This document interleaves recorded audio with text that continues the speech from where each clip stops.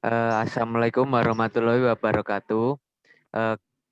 Kelompok 6 akan mempresentasikan tentang penyebab penyakit pada tanaman dari tanaman jamur dan bakteri.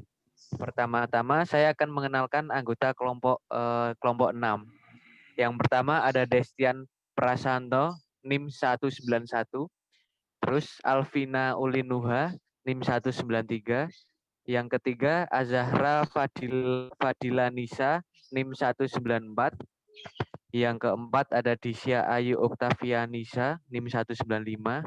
Kemudian ada Muhammad Jidan Iksani, NIM 202. Berikutnya, Liska Nurlita Sari, NIM 203. Yang berikutnya ada Eka Meliana, NIM 204. Yang berikutnya ada Yasmin Nur Rahmawati, NIM 207.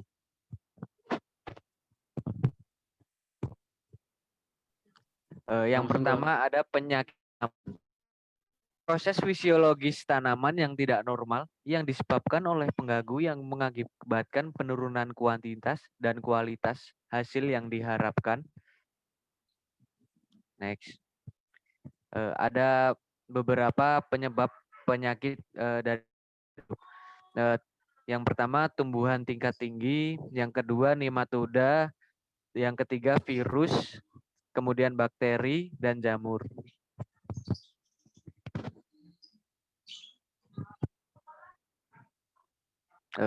Yang pertama jamur. Spora jamur adalah partikel biologis mikroskopis yang memungkinkan jamur untuk direproduksi. Spora bersifat infeksius, artinya dapat berkecambah dan tumbuh menginfeksi bila berada pada permukaan inangnya. Kemudian jamur itu organisme multiseluler, hifa bersekat dan bercabang atau tidak berklorofil, tidak punya berkas pengangkut, berkembang biak secara aseksual dan seksual, berdinding sel dan inti sel, umumnya tidak bergerak tetapi ada yang memiliki bulu cambuk, ukuran bermacam-macam, sangat kecil, mikroorganisme sampai yang dapat terlihat dengan mata telanjang. Reproduksi jamur. Yang pertama tak kawin atau aseksual. Untuk jamur uniseluler akan membentuk tunas untuk menghasilkan keturunan. Sedangkan untuk jamur multiseluler akan dapat melakukan proses fragmentasi dan menghasilkan spora aseksual atau sporangiospora atau conidiospora. Yang kedua kawin atau seksual. Reproduksi jamur secara seksual dimulai dengan cara penyatuan hifa atau singgami yang terdiri dari proses plasmogami dan karyogami. Dari proses tersebut akan menghasilkan spora seksual yaitu zygospora, ascospora, dan basidiospora. Yang pertama ada kelas Ascomycotes. Memiliki kotak spora yang disebut ascus, memiliki ascospora, hifa bersepta, berinti tunggal, tingkat imperfect, aseksual, acervuli, Isinida, sporodocia, tingkat perfect atau seksual, perithecea, apothecea, dan cleistothecea.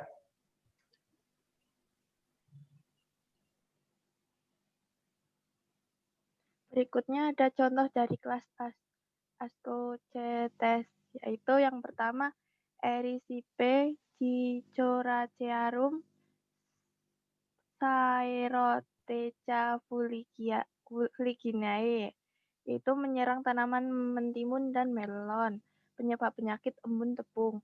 Selanjutnya Monilinia frutigena, yaitu penyebab busuk buah dan cabang, menyerang tanaman buah-buahan. Lalu kelas B, Picomycetes atau jamur ganggang. Sporangia membentuk zoospora yang non-motile atau tidak memiliki alat penggerak. Yang kedua, berkembang biak secara generatif dan vegetatif. Lalu mycelium tidak bersepta. Contohnya yang pertama, Phytophthora infestas, yaitu penyebab lansa atau busuk basah atau lead itu menyerang kentang dan tomat. Yang kedua, Pythium sp, yaitu penyebab dumping off pada tanaman muda atau di persemaian. Selanjutnya, kelas Basidiomycota. Basidiomycota adalah divisio dalam kerajaan atau regnum fungi atau cendawan yang mencakup semua spesies yang memproduksi spora dalam tubuh berbentuk kotak yang disebut basidium. Contohnya ada Michelia bersepta, basidia bentuk tabung dengan 4 buah basidiospora. Kemudian contoh berikutnya ada Ustilagomaides, itu penyebab gosong atau smut dan menyerang jagung. Terus ada Exobasidium vexans, penyebab cacar atau blister blight, menyerang daun-daun muda, becak-becak hijau kekuning-kuningan, melengkung dan membentuk cacar atau gall blister. Kemudian ada Uromyces sojae, itu penyebab karat atau ras. Kemudian selanjutnya ada kelas Deuteromycetes, itu tidak memiliki tahapan seksual. Spora yang terbentuk disebut conidia, yaitu spora aseksual yang dihasilkan conidiopora.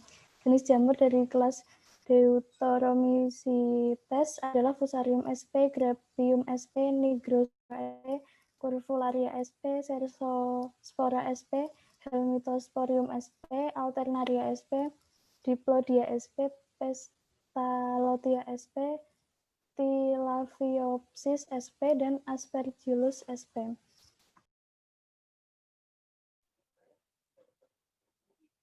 Nah, selanjutnya ini contohnya ada embun tepung atau Oidium sp.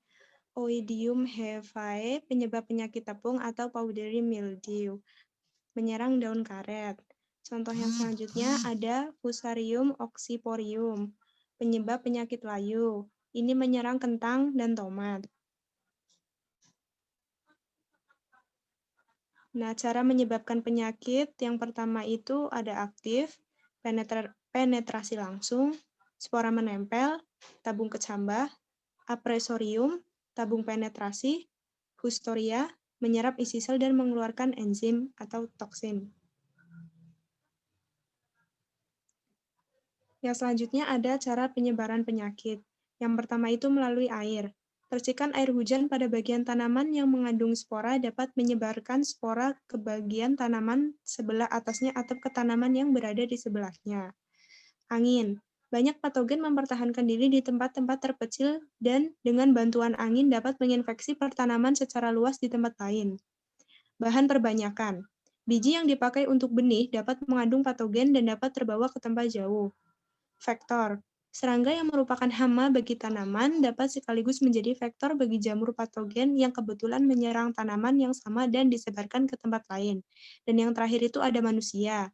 Manusia dengan tidak sadar dapat menyebarkan bagian jamur yang patogenik dari satu tanaman ke tanaman lain dengan alat-alat pertanian atau benih tanaman yang terinfeksi.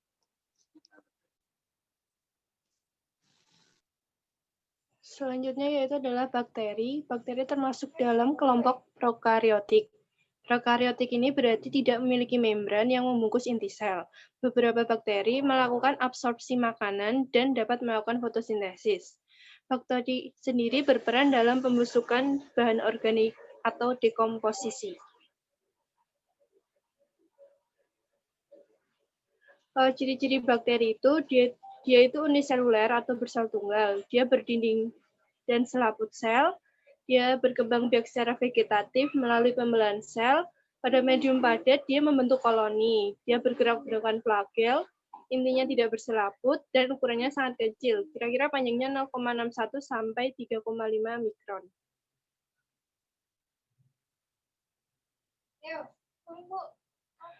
Untuk reproduksi bakteri, dia ini melakukan pembelahan sel. Bakteri juga dapat melakukan reproduksi secara aseksual, yaitu lewat pembelahan biner. Pertama-tama, bakteri akan mereplikasi DNA-nya sendiri. Setelah itu, bakteri akan melakukan pembagian sitoplasma dan menghasilkan 2 sel baru. Pada lingkungan yang kondusif, bakteri dapat melakukan pembelahan tiap 20 menit sekali.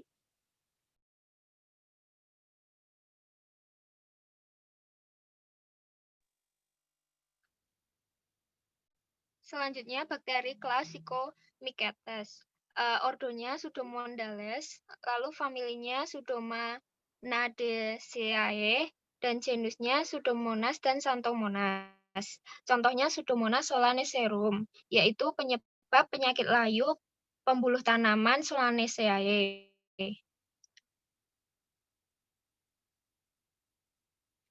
Lalu yang selanjutnya ada ordo Actinomycateles, familinya Streptomyceteaceae, lalu genusnya Streptomyces. Contohnya Streptomyces ipomeae. Nah, bakteri ini adalah penyebab penyakit busuk pada ubi jalar.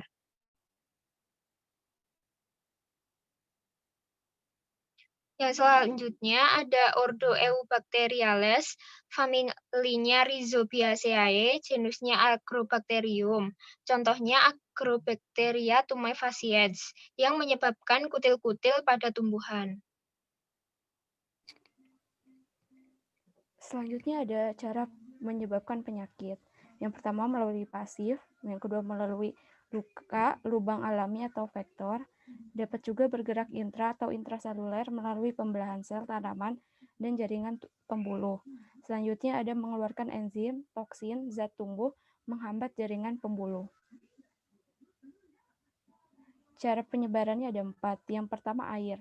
Adanya titik air atau hujan pada eksudat bakteri menyebabkan sel bakteri terpencar dan tersebar ke bagian tanaman, kontak atau penetrasi. Yang kedua ada vektor. Serangga akan mendepositokan atau meninggalkan inokulum yang dibawanya ke bagian tanaman yang terluka karena adanya proses makan serangga. Yang ketiga ada bahan perbanyakan. Patogen atau inokulum spora, jamur atau sel bakteri sering terbawa di dalam benih atau bakal tanaman yang terinfeksi, sehingga dapat menyebabkan penyakit ke daerah lain atau tanaman lain. Yang keempat ada manusia. Manusia tidak saja menyebarkan bakteri dengan alat-alat pertanian atau dengan cara bercocok tanam, tetapi juga dapat menyebabkan dalam jarak yang jauh dengan membawa bagian-bagian tanaman sakit.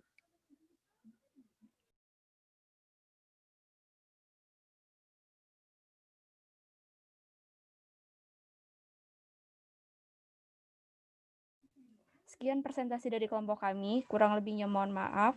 Bila ada pertanyaan bisa diskusi melalui Spada. Terima kasih. Wassalamualaikum warahmatullahi wabarakatuh.